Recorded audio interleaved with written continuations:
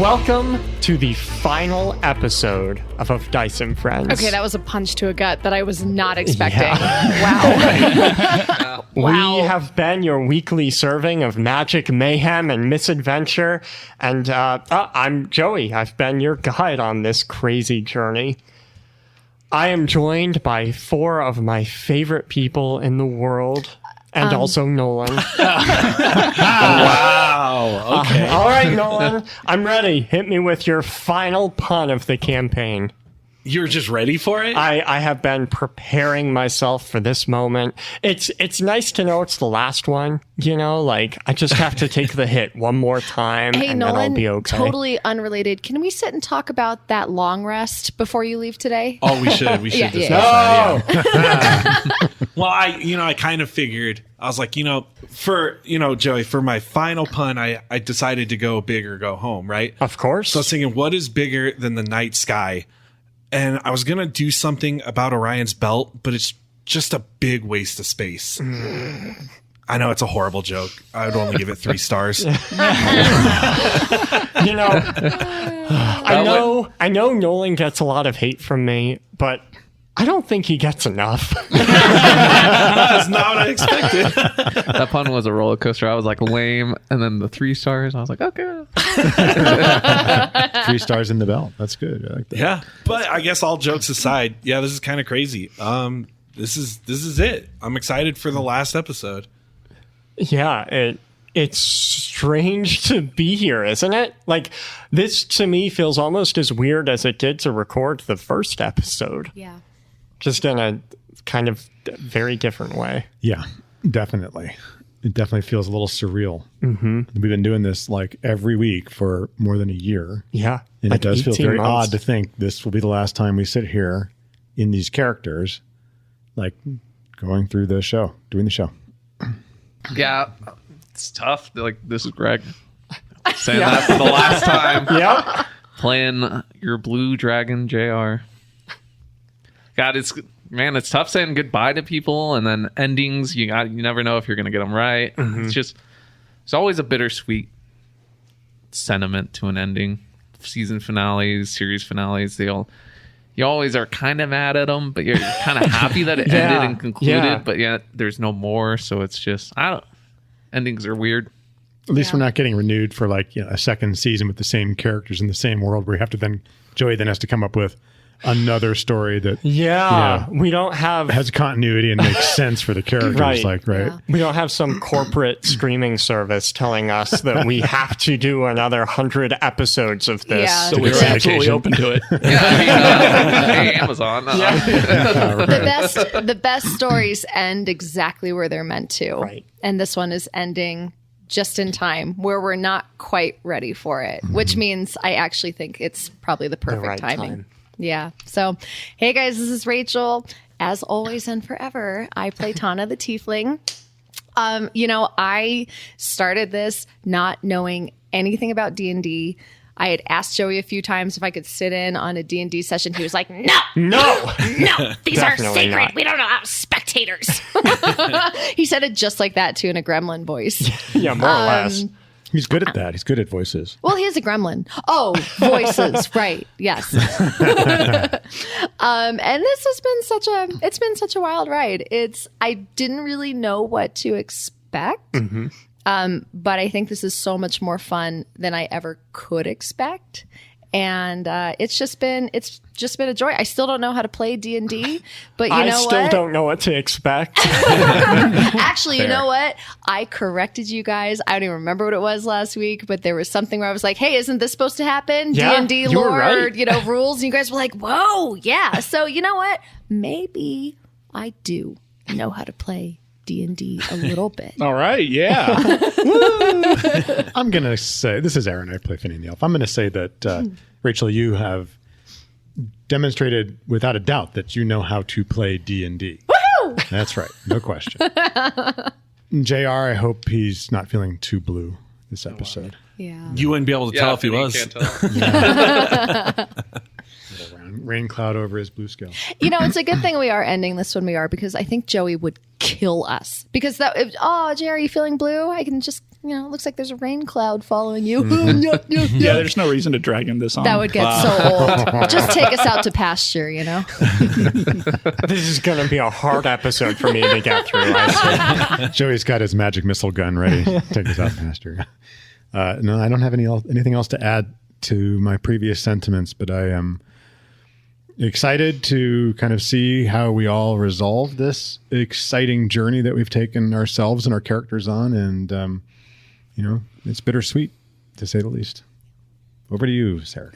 It's so nice to have you back. Sarek's here. Hey, it's Sarek. I play Heen the Gith Scion, and I guess also Lelia, the Circle of Stars Druid. It is weird to be back and actually have a classical intro, then also just to have it end. Yeah. Because the last time I had an intro was when I was doing Imagith, 8 episodes ago, I think is what it was. I think so. And even then, that was not a classical intro. You were doing my intro. It's weird because to me, even though I've been keeping up with the podcast, talking with the people, working behind the scenes, of course, the podcast to an extent kind of ended emotionally for me 8 episodes ago, or 7 episodes ago, I guess then.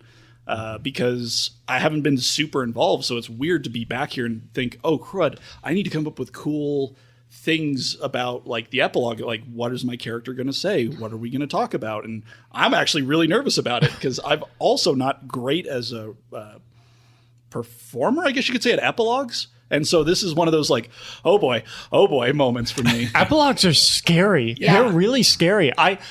Not to go on a ramble, but endings are so freaking important to a story. It's what people remember the story as. And like, if an ending sucks, like Game of Thrones, for example, if an ending spoilers. is universally hated, then it ruins everything that came before it. I mean, like Game of Thrones, people should still be talking about that, rewatching it, but they don't. So check the comments before you continue on to see if this was actually worth listening to. Oh my gosh, you guys are giving me a stomachache. I'm nervous. Good grief. I have another one that fits into that category. Lost. Did you ever watch that show? No, that ending was horrendous. I actually what were love they Lost. My fiance and I just rewatched Lost. The whole thing? Finished it like a month ago. And the ending is like, what were they thinking? She Like, hated it. it was Yeah. awful. Like, yeah. I still don't even know what they were trying to go for that ending. I'm so glad I never watched the show. Yeah, there are a couple shows where I'm like, oh, I never watched that. Thank goodness. Essentially, you could watch the Right. first 2 seasons and you get the idea. How I Met Your Mother. I heard people were really mad about that one too. Right. Yeah. So we're setting ourselves up for massive Yeah. failure Are by you guys- discussing the second of these Are you failed guys endings. ready to Go down screw in up our infamy? endings? Right, here we go. Well, okay, you guys, on a serious note, That wasn't serious? No. Oh, okay. For our very last toast, I would like to raise our glasses to our listeners. Whether you're in the Discord or not, just listening to the episodes, interacting with us online, being a part of this story, helping us tell the story, we appreciate you more than you know. And to our patrons, we literally could not have done this without you. So thank you for being here with us for all 60 episodes. Almost, yeah. Almost 60 episodes. You guys are the absolute best. Here's to all of you. Here's Cheers. to all of you. Cheers. Cheers.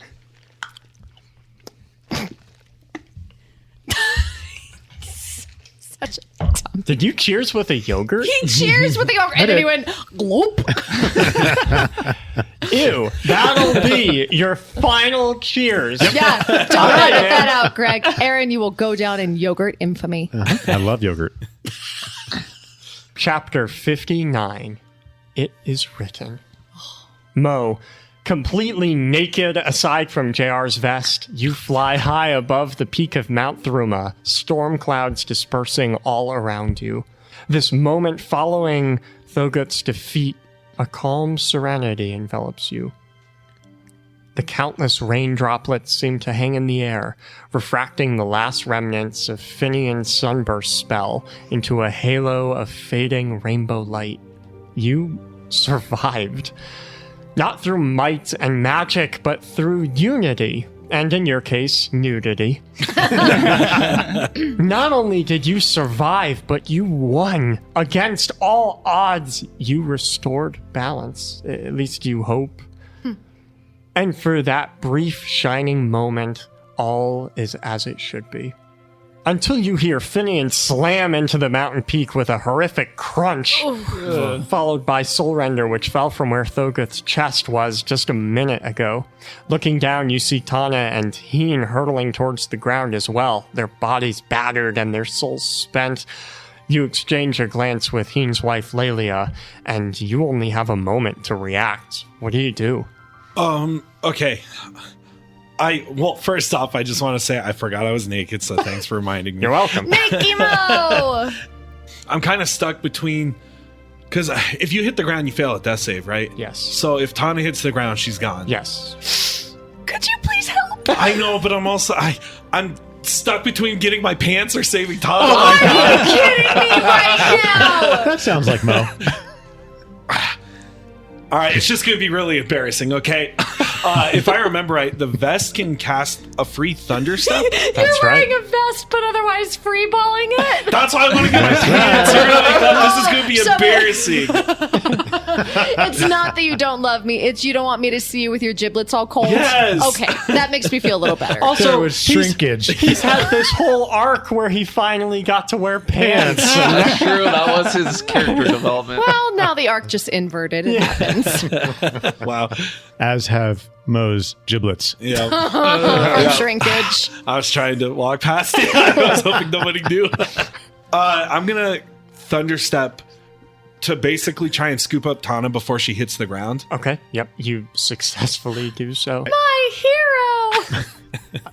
Lelia continues to plummet to the ground. She was not in her wild-shaped griffin form, but calling upon the last one she has in her reserve, her body turns a dark bluish purple haze as tiny little white lights appear in her body, connected by short little lines. You can see constellations within her body as she then begins to shift into her griffin form, pulling out of it, grabbing Heen in the last possible second before he slams into the ground. The griffin circles back around and ends up next to you, Mo, for Okay, well, that was cooler than mine. I need, while Tana and Heen were saved from colliding with the ground, the four of you are still unconscious. I need you to make death saving throws. Wait, though. I still technically have a bonus action, Okay. and I still have 2 potions left from my grab bag. I know they do weird stuff, but they also heal. Okay. This brings me back to like the very first episodes where I was taking those berries from Finn, and I was like, do I have to? The good berries, yeah. At least he's giving you his good berries. Good berries. Wow. I had to stop. Wow. I've got good twigs and good Oh yeah, berries. he's got good I berries. started this arc with blue balls, and I'm ending this arc with blue balls, both being shoved in my face. In Finian's case, though, they're just balls. Because he can't see blue. At least Mo's probably aren't shriveled. They're gray balls. All right, but actually, I need that potion pretty badly. Roll a d3. There are 3 potions left. Okay, I got potion number 2. This is a potion of invisibility from Terry. So Tana blinks out. You still feel her in your arms, but you can't see her. I kind of wish I drank that I was gonna say now people can see you even more. Is that undoable, or am I just invisible? Lasts for a minute, I think. Oh, okay. one. But you also heal 2d4 plus 2, so Oh, no cool. death saves. You're just invisible. Oh my gosh, thank you. So I guess as I regain consciousness, I'm gonna look at you and I'm like, oh, thank you so much. And then I'm gonna look down at where my body is, and there, and I'm gonna go, Tana, I don't know where you're looking, but just maintain eye contact. death save! Did I fail a death save? Am I back with Aspis? Where's my body? Why are your balls in my face? Is this hell? Is there another thunder step on this? On this vest? I went to hell. This must be hell. As I'm dying, I just laugh. The other 3 of you need to make your death saves. Oh no! a formless voice calls out to me, and I hear it. I can respond. It's Sadiq. It's been a long time since I've heard his mental pattern. And it's hard to focus for a moment as I am still dead. I am still a ghost. But as I listen to it, I can hear him call, and I answer, "Yes, what is it, Sadiq? It has been so long." And Sadiq responds quickly, just a blur of images, a bombardment of memories and thought patterns. And I quickly understand and get the picture that my friends are in trouble. I look down to Laels, and she stares into oblivion, almost transfixed. I tap her briefly. You saw it too, then? And she nods in affirmation. I don't know what I should do. And she turns to me and says, there's only one thing you can do, what we have to do. And with a smile, I nod. And with that, I know my friends need my help in this final battle. I got a 10. Oh, wow. Okay. Right on the Oh cusp. my goodness. Okay. I am on the cliff, a large rainstorm pouring down. Every part of my body aches. The cold rain is mixing with warmer water dripping down my body that I realize is blood. Something big is moving behind me. Sound of maddening laughter is where I'm heading towards. Sorry, I don't mean to interject, but this does not sound like a happy memory. Oh, it definitely isn't. What did you get? I got an 8. Okay. With my very last sorcery points, I'm going to twist reality a little bit and try and help you get a better death save. I need my friend back. A 2 exactly. So it puts me to a 10. Oh, so I nice. guess in a black fire burns in my memory, and I am now in the sun, standing, waiting out on the beach, enjoying the final days of summer. And a voice calls to me from behind. A sweet voice. That's really nice. It's Mo. So Finian hit near the top of the peak with a sickening thud. Ugh. And his body ragdolls down the slope, the rain and mud washing his body down into the mist and rain. Out of sight. Oh my gosh. I feel an overwhelming sense of peace and tranquility. Somewhere out in the distance of my thought and consciousness, there's the promise of rest and respite from the rigors and responsibility awaiting me back in the world of the living. I hear the murmurs of voices off in the distance. And I can see through a bright, shimmering, gray veil of cloud the armies of the dead who suffered Karzar's folly. They're calling to me. I move toward them. Oh, not a memory, but now. That sounds like a failed death save. Yeah. Indeed. Almost as if responding to the instinct of awful tragedy that's happening, the griffin turns its head and she takes off to the sky with a rapid flurry of feathers and pursues off to where Finian has hit the ground. She'll make a perception check to try and find him and Durgus. Gets a 21. She finds him ragdolling down the side of the mountain. With powerful talons, she'll intercept and grab Finian before grabbing Durgus as well in her other talon and returning to the group. How is everyone right now? Like, JR, Heen, where are you guys at? Heen's still unconscious. Yeah, I'm still You can tell he's unconscious. struggling to stabilize. Will Heen's wife help him? Is she there? The griffin returns with another Okay. as she arrives. And Mo, you have another potion, right? Yeah, I'll go take one of these other potions and put it in the dragon's mouth. So I guess I will run over to Finian. I mean, like, he sacrificed himself for us. I am terrible at medicine, but I'm gonna try and do a medicine check and try and remember all the stuff he did as I attempt to stabilize him. Okay, go ahead. I can't remember very well what he does, so I got a 9. Just stick a mushroom in his mouth. I'm just like fumbling through all of his pockets, and every pocket gets worse and worse. But I'm really trying to find something to help. Especially with all the rain and mud. Oh, It's mixed with God, everything in there. it's It's kind of so ruined my bad, stuff. But I'm trying, but maybe not enough to help you not do another death save. Making a quick glance between the two of them, and you can tell an internal medicine check is happening. I'm pretty confident. She can tell that Heen is fading much faster than Finian is, and she will walk away from Finian, shifting back into the form of a young elf woman. She'll reach down and touch Heen on the forehead, and as she retracts her hand back, a spectral golden glow remains, and she steps out of the body as she casts Healing Spirit. The healing spirit infuses Heen with a golden energy and heals him for 16 health. Yep. And roll for it. I'm going to give him one of the last 2 grab bag potions I have. Okay, roll a d2. Okay, it's going to be number 2. This is a flash bomb brew from Tasha. After you pour it down JR's big dragging gullet, smoke erupts from his pores, his scales, and everyone within 10 feet becomes blinded in the smoke. Roaring, a large dragon will rise up from the smoke and look down and go, Mo, I know you're naked. No! I'm going to scurry away and look for my pants. I'll pull some extra pants I bought because this happened to me last time, and I'll throw some at Mo. Yes. Thank goodness. Then Finian, that just leaves you to make a death save. Oh, that seems more important than my pants.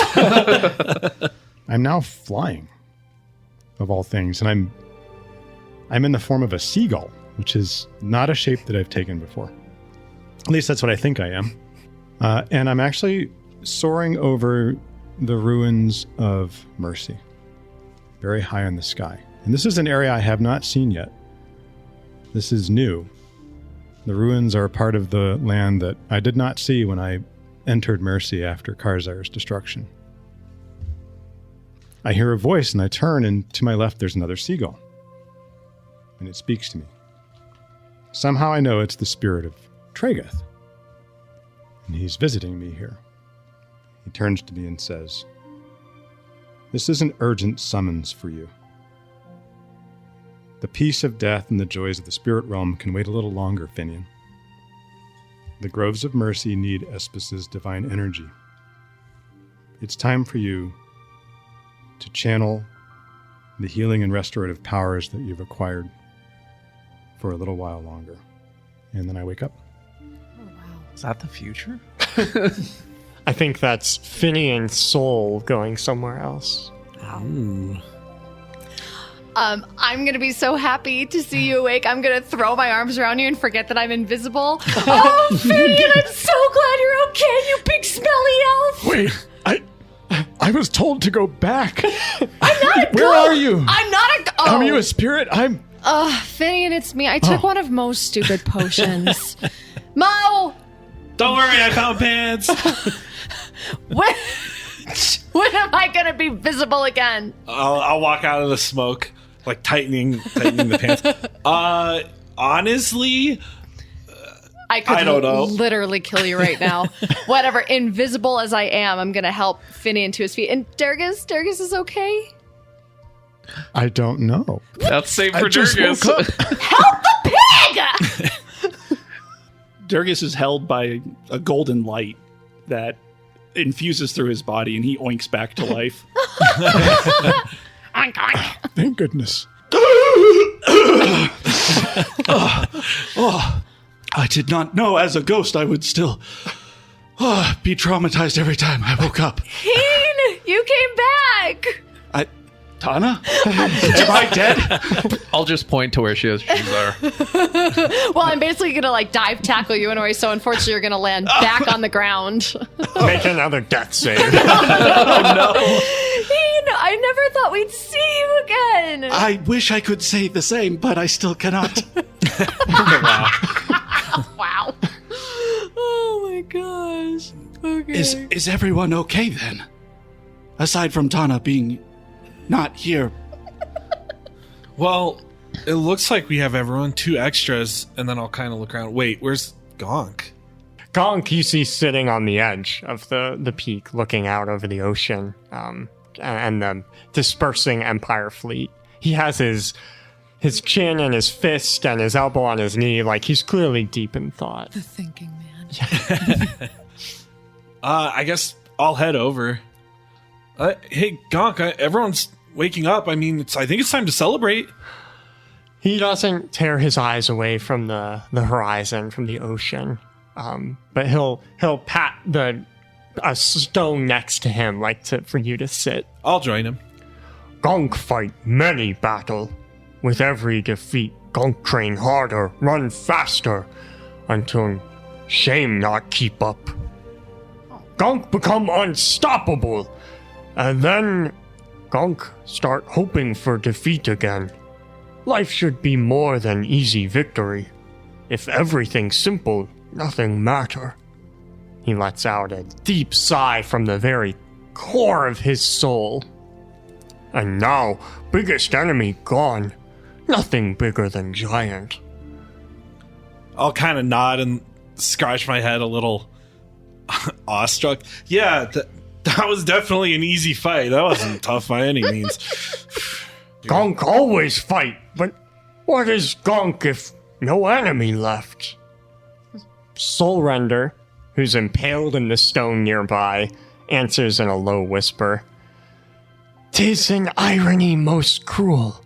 The stronger thou growest, the less meaningful each clash becomes. Like you, I believed my purpose was to rend and stabbeth. Yet, in thy companionship, I have gleaned a new understanding. There is always another fight. Finding it proves nothing. Gonk considers this. Sword and orc, both made for fight. But maybe fight not all there is.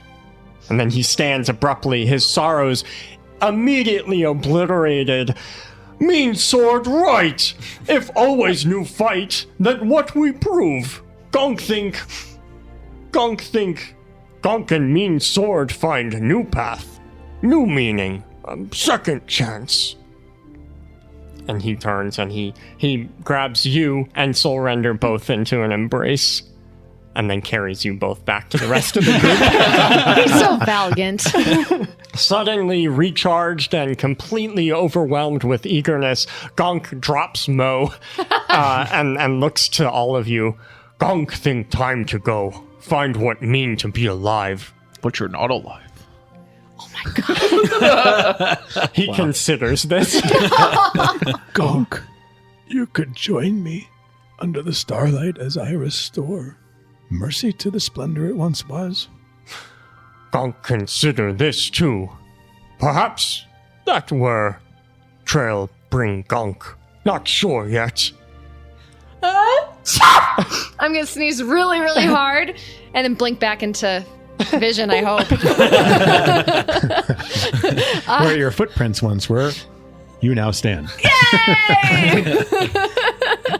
Oh man, I guess I'll just go up to Gunk and give him a really big hug, watching out for that mean sword. We're gonna miss you, Gunk. You're the bravest and most valiant of all of us. He looks up, thinking through that too. And then Soulrender interjects. JR, thou shalt never wield a blade as grand as I. But verily, I wish thee luck in thy futile search. Mic drop. Farewell, Noodles and company. Thine presence was a blight, yet strangely, I shall misseth thee. Blight. You know what Soulrender can't do? I'll do a tap dance. Okay, Dragon tap dance. that actually reminds me, and I didn't get to do this in the last episode because I was dropped. But one of the things on my chaos table is that Kriv appears in tap dance shoes, and each tentacle that hits, wearing a shoe, of course, does 1d4 damage. Wow. And you have to do this 10 times anyway.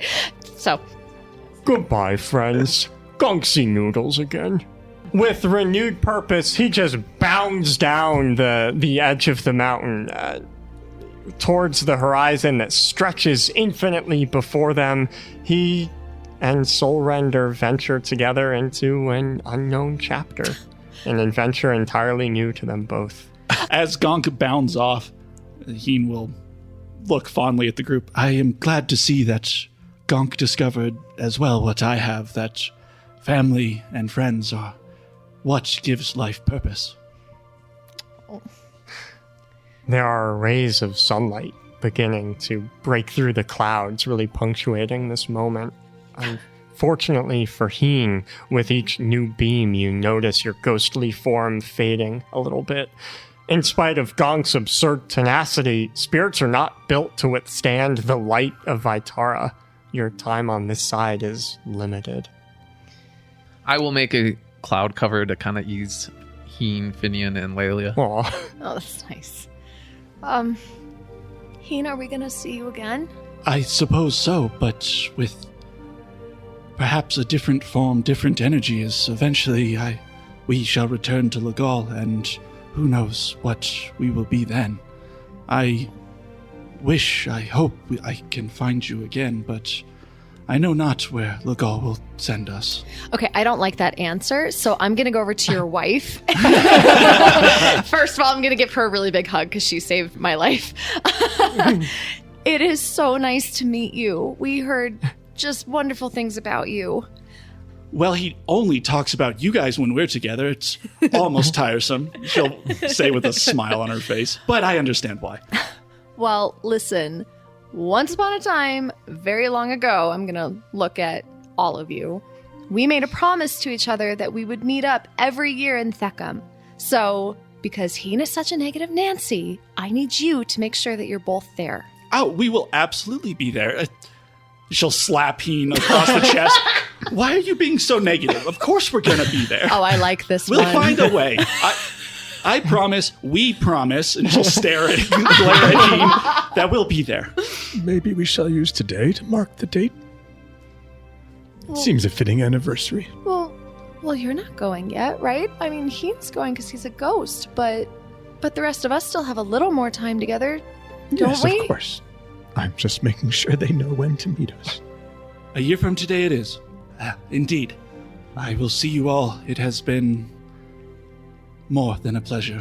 And with that, Heen and Lelia will disappear into a puff of smoke. Well, I'm gonna turn to Mo and the big giant dragon. I wonder if he recognized me without my hat. I'm sure the mustache gave it away. You two don't have to go right away, do you? I mean, not like right away, because we still gotta get down there and make sure everything's cool. Like, we should probably meet with the Empress and make sure everything's squared away. Okay. But after that, No, we'll talk okay. about after. Let's Okay. just... I don't think I have to be anywhere ever again. I thought you had like an island you had to go to. I was thinking about it. Thogith is gone. Gathering Storm is gone. All their plans are gone. Why do I need to go there? I think. Does this mean that I can make you a dragon Tinder profile? Wow. Maybe.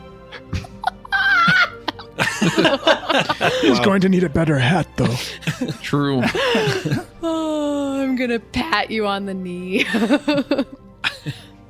I guess we should go see what we broke. Yep. Well, if the Empress says that we need to get executed, at least we'll get executed together, right? I guess. I'll link arms with you guys as we walk back down the hill. I think we've all grown a bit too powerful for her to have us executed, but it would be nice not to have the sentence placed on our heads. As you make your way down the mountain, each step feels like a small journey in itself, as the weight of your weapons and equipment seems to be replaced by the weight of experiences and the sacrifices that have brought you to this point. Well, not entirely replaced. Climbing down the mountain still sucks for your knees, but...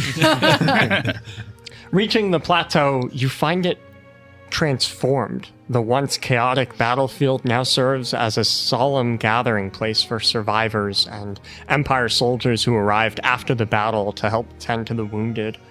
Scattered groups of people are huddled together, many administering aid, some offering quiet words of comfort, and a few simply staring upwards in disbelief and awe at the peak where you all just came from. Among them is the hegemon, kneeling over a falling comrade, wrapping them in a cloak. Their white mask has been perfectly mended, even though most shattered it during the confrontation. Oh, I hope the hegemon's not mad about that. Oh yeah, we're gonna be hung. No. The hegemon rises, carrying that wrapped body with them, along with a second one, as they float directly towards you. It was nice knowing you guys. Guys, I don't have any key left. He can come back. The hegemon sets down one of the two bodies right in front of JR. This body is a bulky one that clangs with the sound of plate armor. Then the hegemon's mask warps and breaks apart, turning into greenish butterflies that flutter away, taking on a blue tint in the emerging sun. Underneath is Valier, though his usual bone antlers are gone to accommodate the new mask. Oh, Jesus. He looks at the shock in your expressions. Tor took the hegemon's corpse with him to decorate his dining room. God, that's dark. Classic Couture. He almost took me as well. By rights, he should have, after I locked him in a dungeon for 8 months. Yet, Valier looks down at the body that he's still carrying. If there's such a thing as second chances, this is mine. I've decided to go to Dragon Spiral. I've spent my life freeing mages from seekers. Now I will free dragons and profane from mages. And who better to change a nation than its leader? He looks behind him at, the gathering storm and the soldiers who aren't quite paying attention in the rain, and then looks back to you. So what will you all do? We actually survived. I am amazed that you survived that spectacle, that you're still among the living. We almost were not. It's almost like fate was on our side. I think we just had a really good bowl of noodles. Valier, you've taken a very heavy mantle for yourself. It seems to be a pattern in your life. Yes, I don't do well sitting still. Clearly. And I figure I have been given this power and this chance. I would be wasting it if I did nothing. If it's all the same to you, I would like to take Sadiq's body back to Belior and give him a proper burial there. As for the Asma and the red scarf, she has meaning to you, does she not? Ravi. Yes. She watched the battle. She wept as Thogoth died, and she left shortly after, muttering of tapestries severed and uncertain futures. I could not stop her. I'm gonna look over at JR, pat him on the knee again. I'm sorry, buddy. We both lost a friend there. Maybe I'll find some way to fix this. But I think the future is uncertain on that. And I like that. As do I. Well then, Captain Deadbeat awaits you at the base of the mountain. His final orders from me are to sail you to any destination of your choosing. Choose wisely. The old bird intends this voyage to be his last before retiring. I've never been good at goodbyes, so let's keep this brief. Goodbye. Valier? Yes. Valier. Not Yes. so many people get second chances. Make sure you use yours for good, would you? As I said, I plan to free non-mages and dragons from their oppression. And as the hegemon, I suspect I can do this without bloodshed. It seems a worthy pursuit. We'll keep an eye out for butterflies. As he turns to leave, I'm gonna hold my hand out for a final high five. Of course you are. He'll awkwardly share the high five with you. Wait, did he really? He did. This whole time I've been trying to be friends with Valier. He actually gave me a high five. He does, but then he notices the way you're looking at him, like Like a new best friend. Yeah. What do you want? What do you expect me to say? That I thawed you from your ice and you thawed me from mine?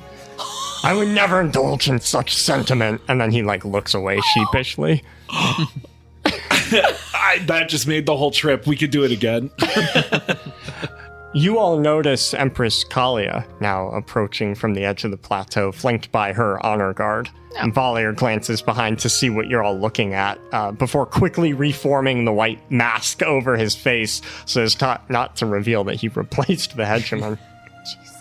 He gives you all a final nod of respect, of kinship, then polymorphs Sadiq's body into a small cocoon, and with incredible control over his body, Valier rises, floating away.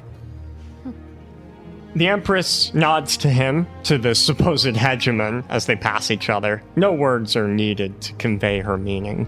A shared understanding between two leaders burdened with enormous responsibility that times like these bring. She refocuses her attention on you, and while she mostly maintains her regal composure, there is a flicker of awe that escapes. Her honor guard, on the other hand, openly gawk. Apparently, the battle with Thogoth truly was quite the spectacle. They saw? As Valier said, it was people were watching. Finally, she arrives and addresses you.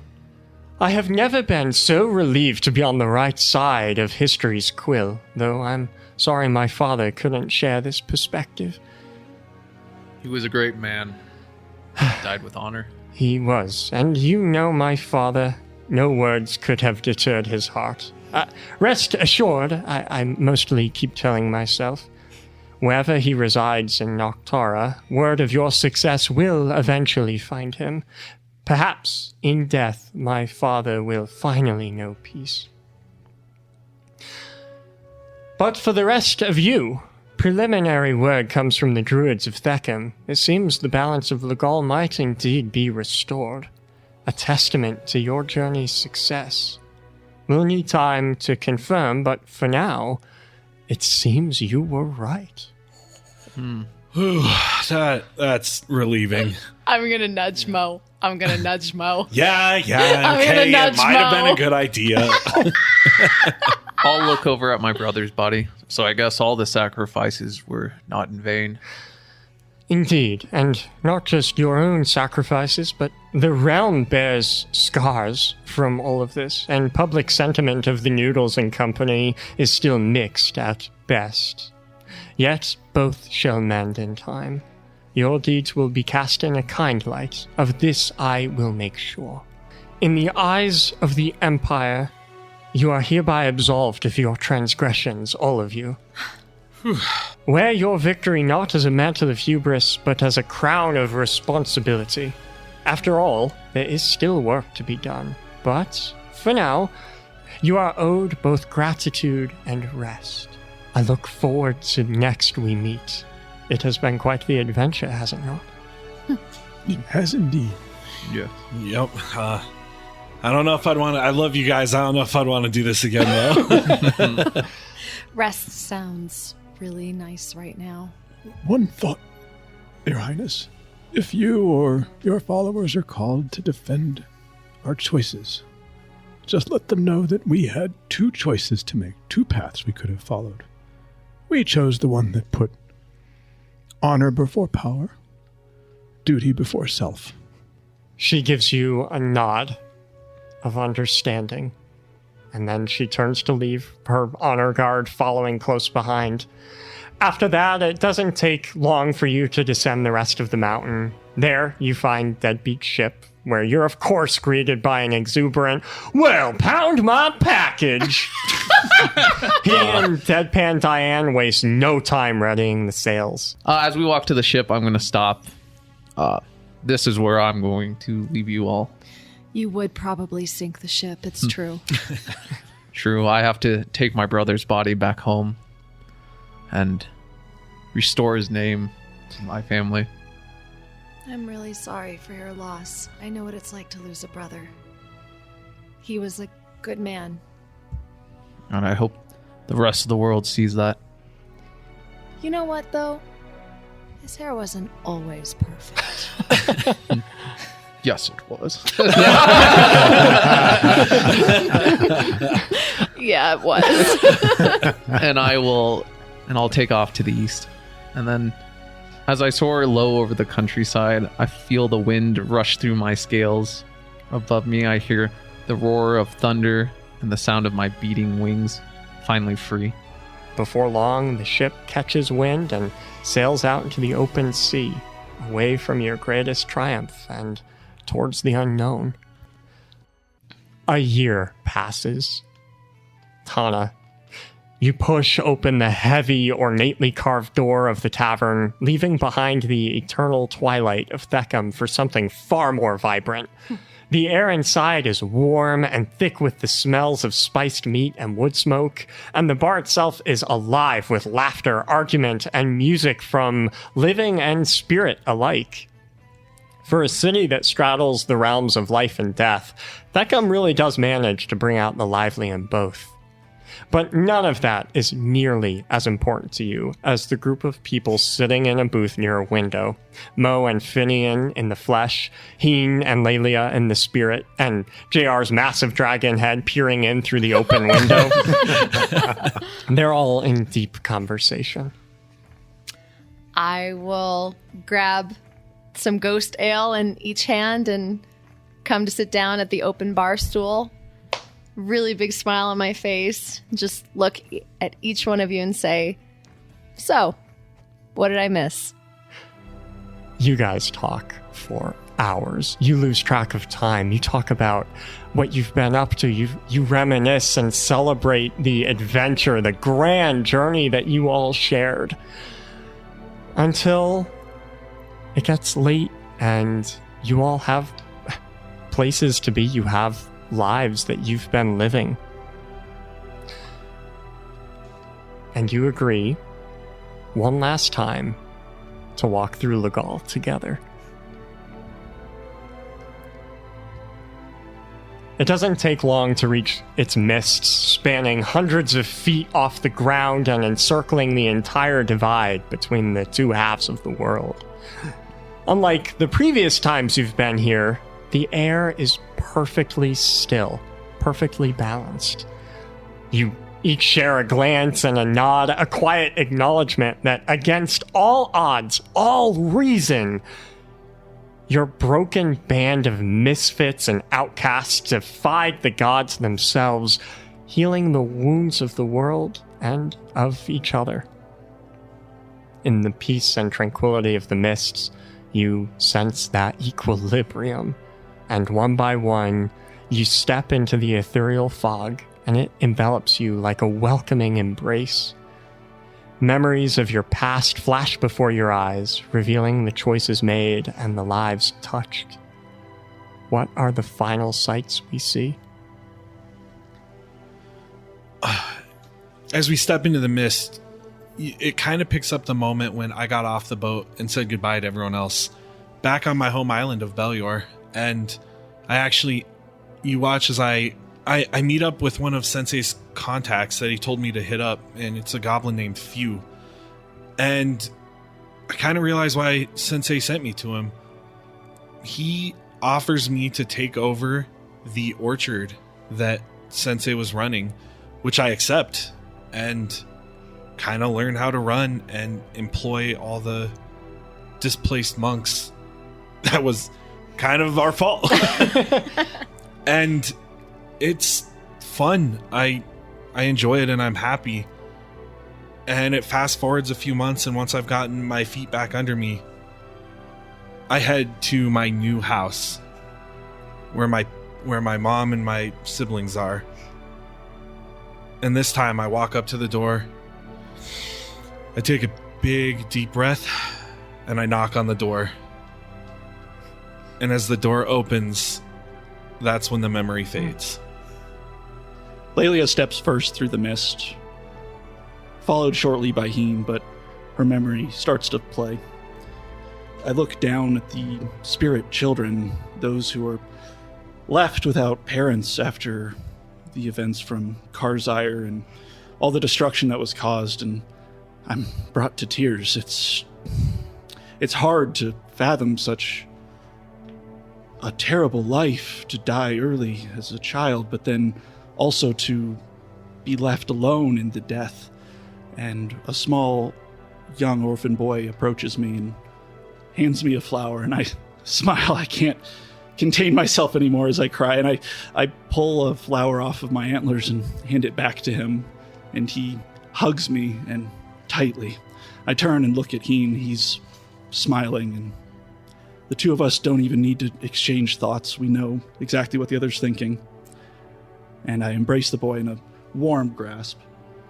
Suddenly the memory shifts, and you see an elf woman staring lovingly up into your eyes, and Heen looks out. Many small children play, laughing and giggling, and you feel peace, something that has been eluding me for most of my entire adult life. A circle of elves standing under the stars in the snow of Velville, which is not normal for Velville, as we know. They're chanting, and a vortex of wind starts to pick up as the snows around the circle and inside the circle begin to swirl. A sort of vapor of blackness slowly rises up from the ground and into the air, followed by a low luminous light that extends out from the circle, slowly and gathering speed as it radiates out. In this circle of figures, you see Finian, and he is by far the youngest elf in this circle, and he is the one that's leading the chant.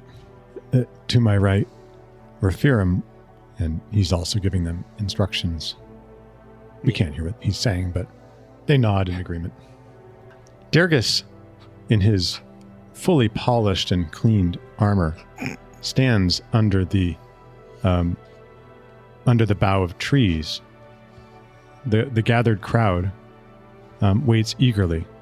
Next to Dergus stands Finian and Kit, Wendy and Franklin. And emerging from the forest at the other end of the aisle is the prettiest pig you've ever seen. Uh-oh. Dergus smiles and can't even contain a little wee as the wedding commences. Well, we're the villains. So first you see what seems like flashes of memory of not just JR, but a bunch of other people. Always the same, a dragon passing on its knowledge to a warlock, passing on its knowledge. Each time them leaving a part of themselves in this continuing cycle.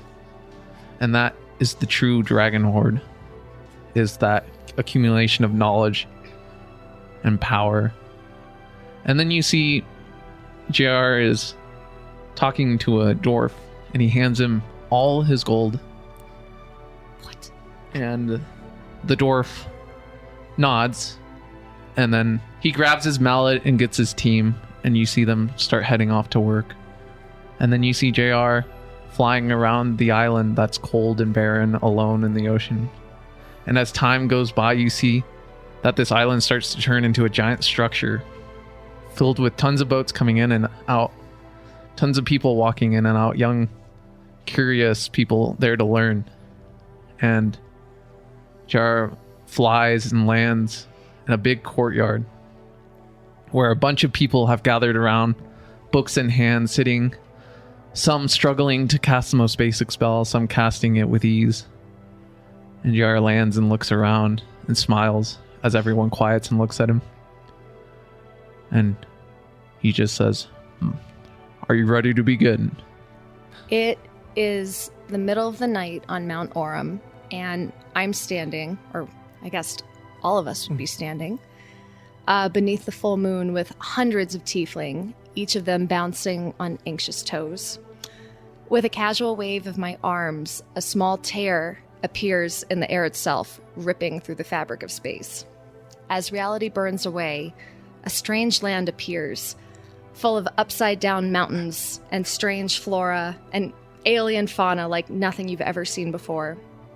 I gesture for the other tiefling to follow me inside, and they do. Some timidly, some excitedly, some with obvious mistrust in their eyes. But I smile at them, my own eyes glowing with the bright yellow light of fervor and chaos. As I lead my mother's people, my people, into the rift, their rightful homeland, Kriv is there to meet us, his many sets of teeth grinning with welcome and elation. Like children stumbling upon a new playground, the tiefling bound into this strange and beautiful and exhilarating world, filled with ever-changing landscapes and boundless delights, sure to entertain them for decades to come. To my left, a dark silhouette shimmers into existence, a roiling curtain of inky black chaos that morphs into the form of Kai, the twin brother I once thought I had lost forever. But here in this world of pandemonium, where absolutely anything is possible, he is once more free to roam about in his corporeal form. With a tearful smile and a tight embrace, I bid farewell to my brother, the tiefling's rightful leader, and truly, there is no one more capable to guide them than he. Behind him, my trusty emotional support demon, who is happily munching on the soul of a particularly foul tiefling, while the others whoop and cheer in unbridled excitement, waves a friendly tentacle in my direction, reminding me that he's only ever a tear in space away. Then once more I step back through the rift of my own creation, returning to my deserted homeland, where I was forged in the fires of Mount Orem itself. I was never meant to lead, but always to wander. And as a gentle rain begins to fall, a wide smile crosses my face, and I make my way for the docks, my veins buzzing with excitement at the adventure still to come. And with that, the tale of the Noodles and Company comes to an end. A story of compassion, freedom, self-acceptance, balance, and redemption. Given a second chance at life, each of you wove a new fate, not only for yourselves, but for a world teetering on the edge of uncertainty. You faced insurmountable odds that could have easily broken you, but instead, you embraced your pain and turned it into something extraordinary. Renewed hope for countless others. You showed us that even in the darkest places, light can bloom. That even the most flawed among us can write our own story instead of being written by the fickle whims of fate. And so, in the chronicles of history, amid stories of gods and mortals, chaos and order, beginnings and ends, the tale of the Noodles and Company is cemented. For Kythar, this marks the beginning of the Age of Balance. For us, it marks the end of our campaign. Survivors, heroes, friends, authors of a story that will be told and retold for generations to come. For in the grand tapestry of life and beyond, it is written. Oh, man, Joe, you're going to make me cry right now. Thank you to everyone listening for joining us on this wonderful adventure.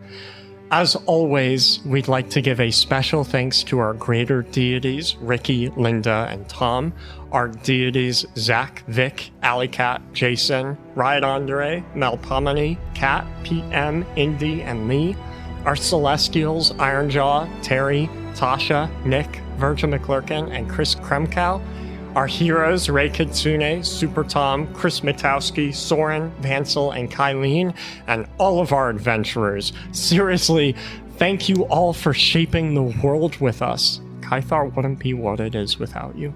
And thank you, Joey, for hosting one hell of a Thank you. campaign. Yeah. Of Of course, another thanks to SD Gaming for supplying our dice, of which I will continue rolling for countless campaigns to come. I'd also quickly like to thank my fiancée Lauren, who patiently listened to my weekly plans and helped breathe life into every episode. This story wouldn't have been a fraction as cool without her love and support. That is all I have for this campaign. Next Sunday, on November 5th at 3 p.m. Mountain Time, the cast is hosting our long rest, in which anyone can come and ask us questions live. All you need to do is join our Discord, which is totally free. There's a link in the description if you're interested. And we'll remain open forever Yes. and ever. We will always be there, and we look forward to talking to all of you. We hope to see you next week.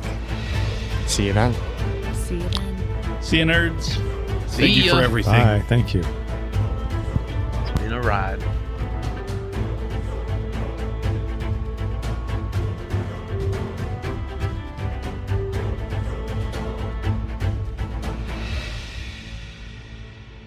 Put it all I together. have to pee so that I can. Go ahead. All right. Hey, bring wait it a down? minute. Yeah. Hold bring it on down? now. What do you got planned? All of a sudden, Immigrant appears in front of you. This has all been a hallucination. Yeah, you all wake up. It was a dream. It's a dream. That'd be wild.